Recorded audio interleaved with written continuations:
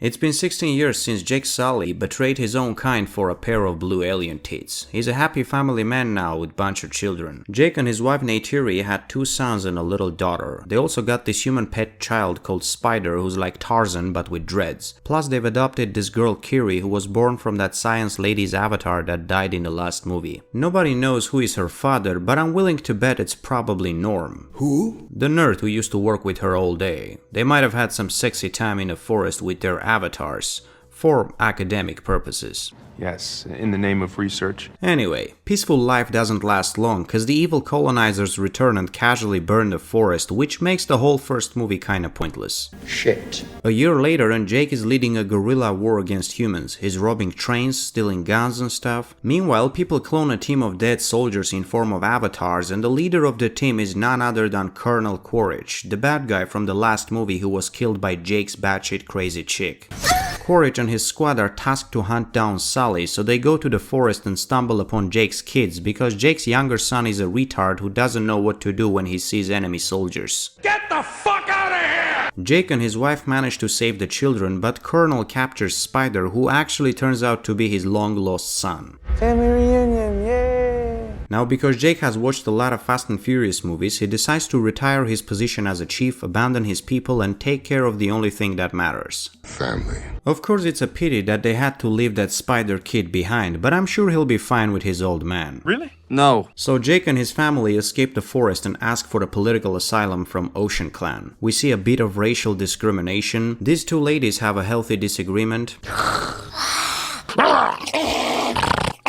Eventually, the clan leader, who's a big fan of that Toruk Makto shit that Jake pulled in the last movie, manages to convince his cunty wife to let him stay. He's actually a pretty nice guy. It's too bad he can't make a decision without his wife's approval. Pussy! Meanwhile, humans are torturing Spider to get some information, but the kid is tough and it doesn't work, so Quaritch takes him into his team as a guide and interpreter. Spider shows them the forest, tells them how to fly those big-ass birds, and bonds with his dickhead father for a while. Back in the Ocean Clan, Jake and his family are learning to adapt. They ride some sea animals, hold their breaths for 10 minutes. Jake's younger son starts hanging out with this intelligent whale.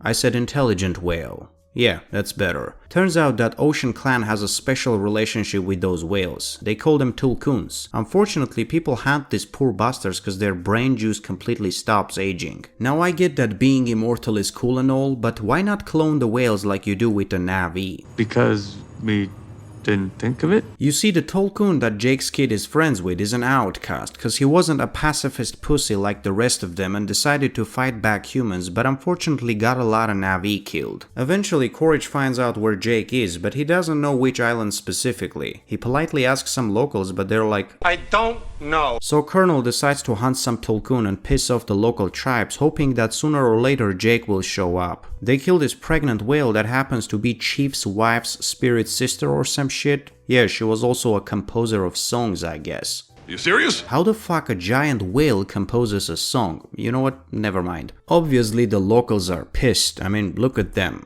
Wait, what are they doing? Stop it, that's not intimidating. Anyway, they want to fight humans, but Jake is like, no, don't do it, you can't win. Bitch, please, you're the one who back in the day managed to defeat an entire fleet with bows and arrows. Since when did you become such a weak, sniffling pussy? Meanwhile, the humans try to hunt the outcast Tulkun, but Jake's kids save him, so Quaritch and his team catch them. Yeah, they also get the chief's hot daughter. The entire clan mobilizes. They got this hostage situation where Jake has to surrender so that Quaritch doesn't kill the kids, but then everybody just forgets about that crap and starts fighting. The outcast Tulkun really gets angry. He's like, Fuck you! Eat shit, motherfucker! I will fuck you up! then he goes after those hunters and defeats them using their own harpoon.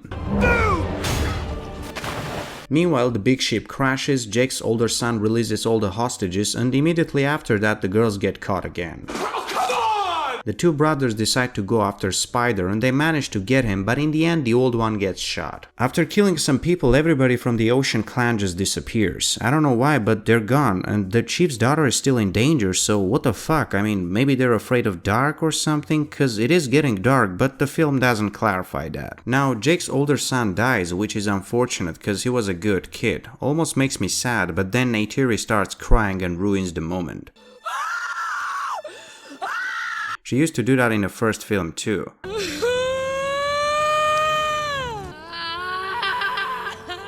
That is some ugly ass crying. You're like a professional asshole or what? Pretty much a pro. Colonel still has the two daughters, so Jake and Neytiri go in for a final fight. And I don't think these guys know how to use hostages, cause they simply keep the girls like bait. But what they should have done is put a gun to their heads, order Jake to surrender and count to 5. You can kill one of them if necessary. Say what you want about Taliban, but at least they know how to work with hostages. Jake and his wife start massacring everybody. One by one they slaughter enemies like helpless pigs. Especially Neytiri, I mean, the bitch completely lost her mind. Even Colonel is like, what the fuck is wrong with that cunt? So he decides to take Kiri as a hostage and demands Jake to surrender, but then Neytiri takes Spider for hostage. What?